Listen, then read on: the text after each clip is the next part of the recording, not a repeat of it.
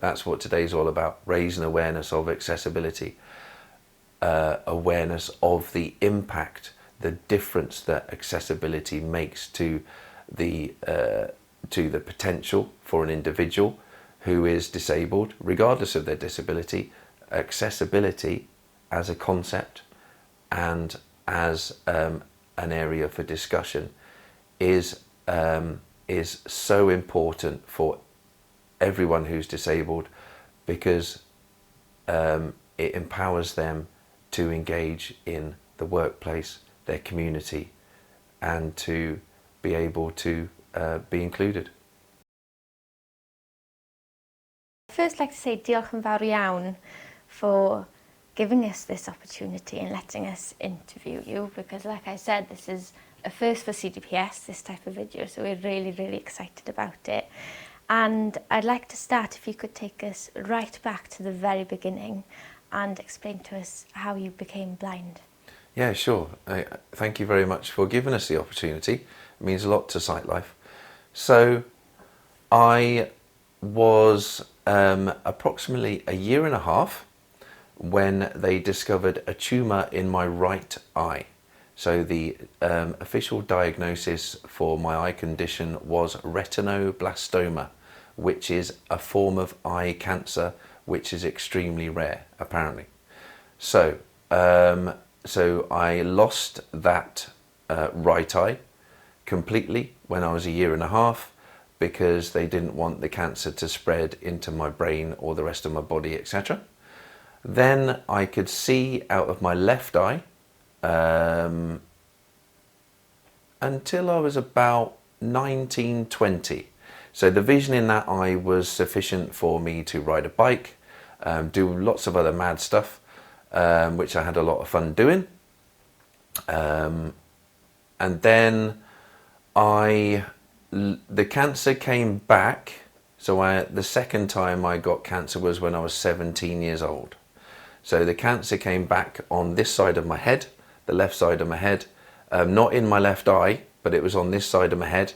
So I woke up one morning at college when I was 17, doing my GNVQ in advanced business practice, showing my age now, back to GNVQs, level 3. And I woke up and I had a little lump on the side of my head. It was about the size of my fingernail. But then within a few weeks, it turned out it had gone 4 centimeters by 3 centimeters on the side of my head, this tumor. Very aggressive, and it transpired to be a malignant tumor. So I was rushed into hospital with that, and then started all the cancer treatment, which went on for about a year and a half, nearly 2 years. But after all that treatment, chemo, bone marrow stem cell transplant, which is where you have an independent transplant. We use your own bone marrow.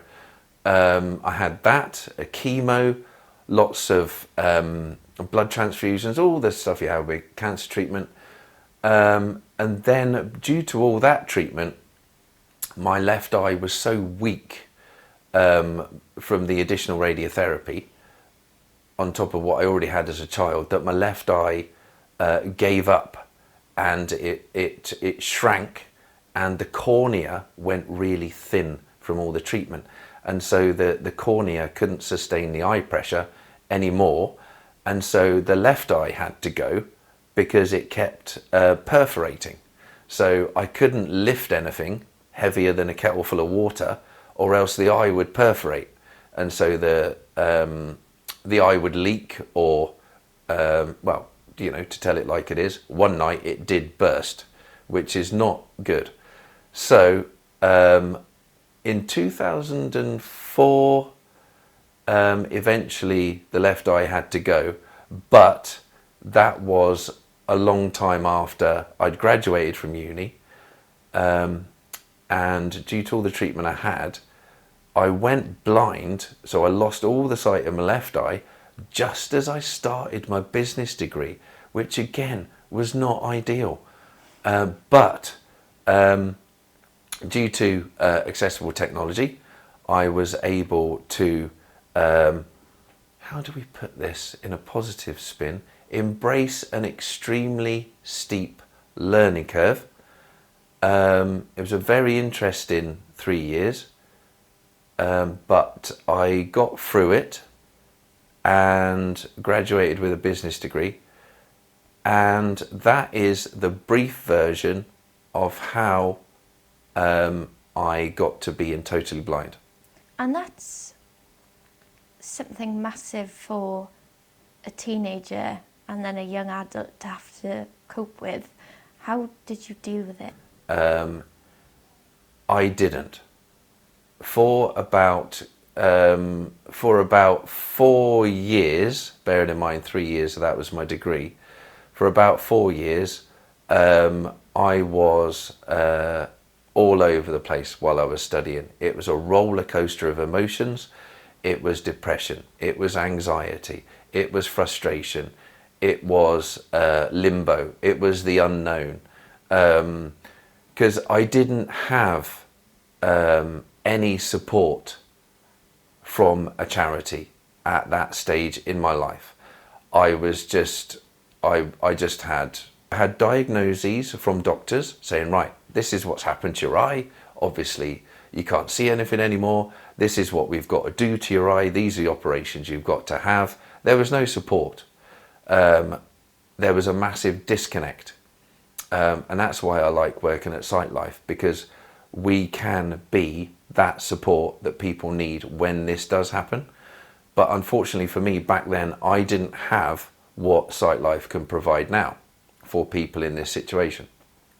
So I had, I didn't cope very well, because I didn't have anyone saying, this is what's available. This is what you can have.